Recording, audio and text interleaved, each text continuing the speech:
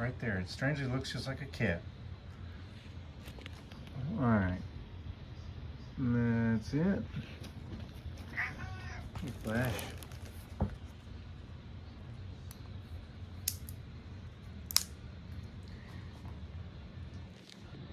I've got a 56 Plymouth. Of course I've got a switchblade.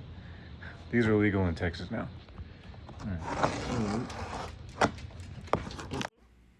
So basically this is just kind of like the brief unboxing. I bought a Weaver stud welder. It was listed for sale on eBay for $116.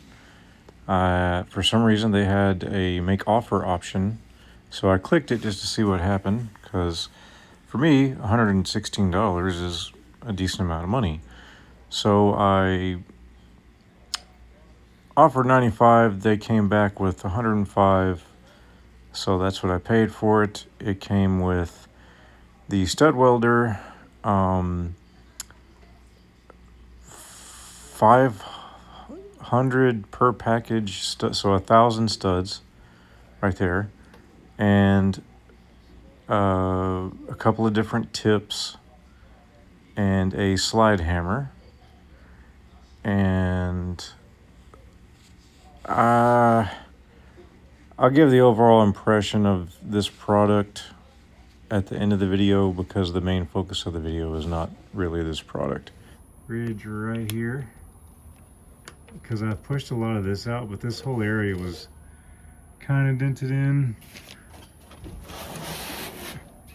See, compared to over there, and that's almost flush.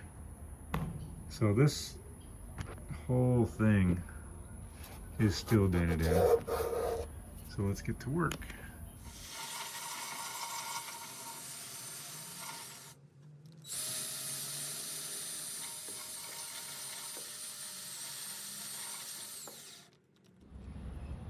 Okay, so it's a good thing I don't read instructions, because I tell you what, these instructions, I did try and read these, and they are horrible. Really, really horrible. So let's see what we can do on our own. All right, let's secure this phone better. So basically the trouble that I ran into, the stud welder did weld the studs. I don't know if it was user error, if it's preparation error, if it's, it was my first time, so I don't know if it's the type of steel these old cars have, 70-year-old steel.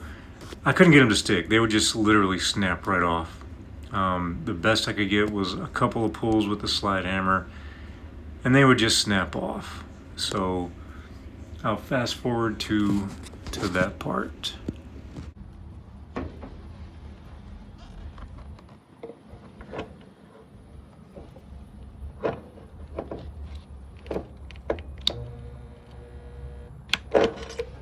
Camera from the little makeshift. There's my camera stand. Told you, man. No garage. Well, I have a garage, but no shop. Not a mechanic. Don't know what I'm doing. No studio either. So let's grab Mr. Slide Hammer here. So basically, for the next 20 minutes or so, I ground the metal more, welded more studs, used the slide hammer, and would get about 4 taps from the hammer before all the studs would just break right off. I've never used either of those before, so it very well could be user error. I tried different settings for the stud welder, from halfway to all the way up. All the way up helped, but from my research, what I could tell, basically the older steel is a little bit thicker than modern new steel, and the cheap budget stud welder just wasn't making the welds enough. I don't know for sure though, because after welding a couple in the same spot, it actually made little tiny holes. So although I think the stud welder did technically do what it's supposed to do, I was unsuccessful at using it in having any effect on this dent whatsoever. Which leads me into the next thing that I did to address this dent, which we will go to now.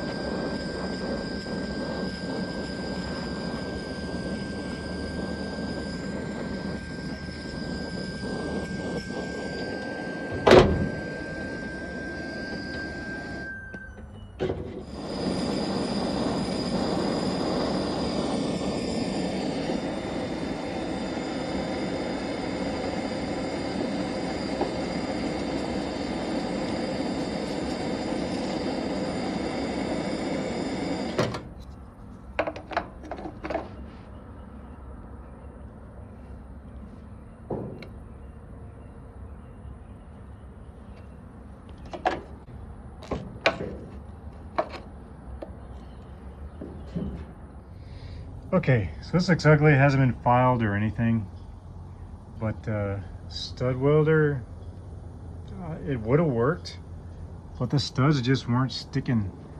So I brought it back up to level with my lead solder. Like I said, it is ugly, but it hasn't been filed. But as you can see, it is a lot more level. It's not perfect, but, and I'll lose some of that when I file it down, but yeah. So that's that.